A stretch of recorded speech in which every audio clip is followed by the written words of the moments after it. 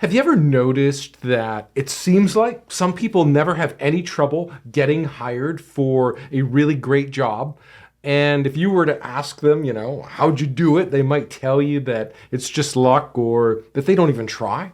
Kind of in the same way that those straight A students we all knew in high school or our college years will tell you that, well, I don't do homework or study for tests, yet they get straight A's.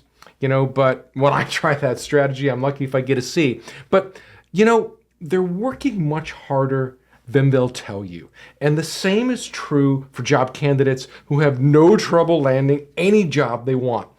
They're working hard, but they're not telling you exactly what they're doing. But in this video, I am going to share with you the 4 secrets of the people who always get the job offer. So before we get started, only a small percentage of people that watch my videos are actually subscribed. So if you end up liking this video, consider subscribing. It's free and you can always change your mind. Okay, let's move on here to secret number 1. The best people don't rely on job boards, but on average, about 80% of job seekers search for jobs only on the job boards. But in reality, many of those jobs are already filled, so there's no point. But here's the thing.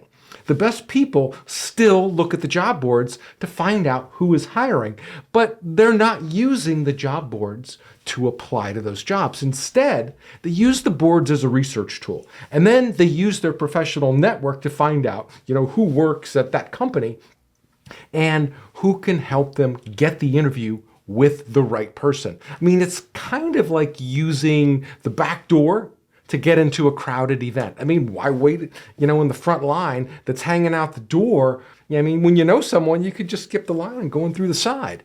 And you might be saying, Don, it's just not that easy. I mean, you have to know someone, you have to network. And you know what? That's true. I mean, it's not easy when you don't know someone. But I'm willing to bet that you know more people than you think you do. I mean, to make this strategy work, use your LinkedIn network. Even if you only have 20 contacts and everybody has at least 20. I mean, chances are that one of them knows someone who works at the place you want to get hired. And LinkedIn will tell you whether it's a first, second, or third degree connection. And then all you need to do is reach out to your contact and say, hey, I see you're connected to, John Baker at Google. Can you get me an introduction? And that's pretty easy to do. I mean, and additionally, if your friend refers you, there's also a chance she could pick up a nice referral bonus for some of her easy footwork. So use your network because that's where all the good jobs can be found. Okay, let's move on here to secret number 2. The best people write resumes that read like a juicy magazine cover. And here's what I mean by that. Have you ever heard of the 7-second scan rule? I mean, it's the amount of time it takes a hiring manager to decide if she wants to keep reading your resume or toss it in the trash. So your resume needs to be written so the content can be quickly digested. I mean, just like, when you glance at a magazine cover in the grocery store checkout aisle, in one glance, you can take in the cover very quickly. And your resume needs to have that same effect. So to get that effect, get rid of any long paragraphs on your resume. You should have no blocks of text that are longer than 2 to 3 lines, but you want to lean towards 2 lines. That's just better. Now, the key is to communicate what your resume is about. And nothing does that better than a short, 1-line, punchy job objective statement that instantly communicates to the hiring manager what kind of job you're seeking. It's as simple as writing, seeking a financial advisor position with a large investment bank. Now, here's a little side note. Objective statements have gotten somewhat of a bad rap in the resume world because too many people would write these 5-line paragraphs as their objective, which was very ineffective. So recruiters stopped reading them. And so now people think objective statements are passé, but they're not. When they're done right, they're incredibly effective and instantly conveying your candidacy to a recruiter or a hiring manager. Just imagine for a second. If you were a hiring manager with an investment bank and you're looking to fill a finance advisory position and you came across a resume that said, seeking a financial advisor position with a large investment bank, wouldn't that make you want to read that resume twice? It would for me. I mean, I know I would, and I think you would too. So objectives work very well when they're written correctly. And in addition to writing an attractive resume that doesn't end up in the trash, the best people don't write the ubiquitous skills section where they list off 30 different one-word skills. Instead, they write a professional summary that puts their skills in context, where they write accomplishment statements that showcase those skills. For example, if you have management skills, don't tell me you have management skills. Show me. Show me how you manage people, projects and budgets, or, whatever. And with resume writing, aesthetics are everything. So you don't want to cram everything on your resume using a tiny 9-point font and those super wide margins. Make it look nice, attractive, and easy to read while incorporating keywords and buzzwords that are used in your industry, as well as the ones that you found on the job description. That's the best way to make your resume connect with the hiring manager.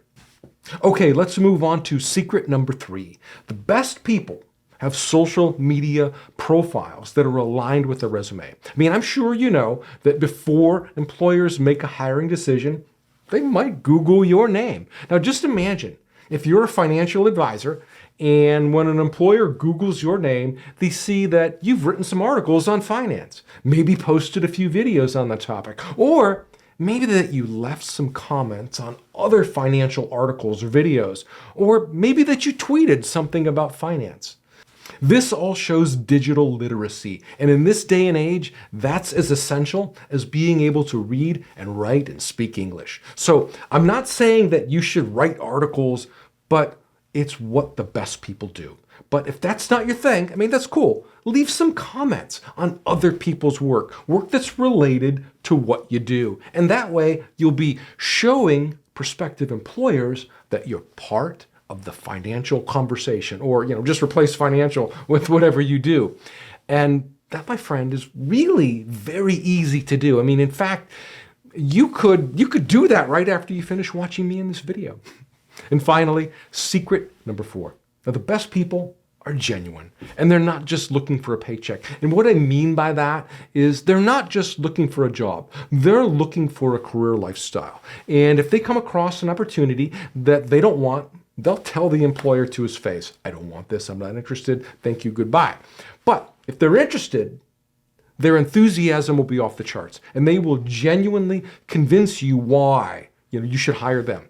And they'll be graceful, and they'll be very interested in the challenges facing the position, and they'll show you how they can be an asset to your company. They will build such a bond with that hiring manager during that time, he won't have any choice but to hire him. Now, they'll also be very personable, and they'll make a strong connection with the hiring manager or the recruiter. They'll be so likable during the interview process that it'll just be so hard to say no. And the thing is the best people, they're not acting. They're not putting on a show. They're being incredibly genuine, kind, interested, and passionate about what that company is doing. And all this builds rapport and an incredible bond with the hiring manager. And when all this happens, they get 80 to 90% of the jobs they apply for. And that, my friend, are the top 4 secrets of the best people who always get the job offer. Now, to help you go a little bit farther in your next interview, to help you get aligned with some of the things the best people are saying, head on over to jobinterviewtools.com/top10. Put in your name and email address, tell me where to send this book, and I'll get this right out to you. This is going to show you how to answer some of the more common questions, like tell me about yourself. Why do you want to work here? What are your weaknesses? It also covers questions that you might consider asking the employer. This book is going to give you the right language to use that the best people use so that you can build that bond with your hiring manager. And this only has 10 questions in it, but if you want to go farther, and this is free too, but if you want to go a little bit farther, this book here, The Complete Interview Answer Guide, goes deep into answering all the questions, prepares you for phone interviews, behavioral interviews, gives you all the tips, strategies that you might want to use in your interview. And this one has over 140 different questions in it. It's also available in hard copy book, like you see here. You can ship that out to you. And it also comes in audio, so you can download the tracks, put them on your phone. It comes in video, so if you like watching me more, you can get a whole video series of just me teaching you how to prepare for your interview. So, I mean, this book is great, and it also comes with something that nobody else really does. Not that I don't think anybody else does this, but you can actually ask me questions. So if you get this book and you have some questions about your interview, you're struggling with a little something, you need a little bit of help, you can email me for help and I'll actually get back to you. It's just me. I don't have other people on my team do this. I do this myself because I want to make that connection with you. So, and you can only get that from here. And you can get that from jobinterviewtools.com. And I think that's all I got for you. So if you found this video helpful, please give it a thumbs up. It means a lot to me. It shows me that you like this content. This is resonating with you. And that way I can make more of that. And if you want to get notified every time I release a new video, subscribe. And that's all I got for you. We'll see you in the next video. Bye now.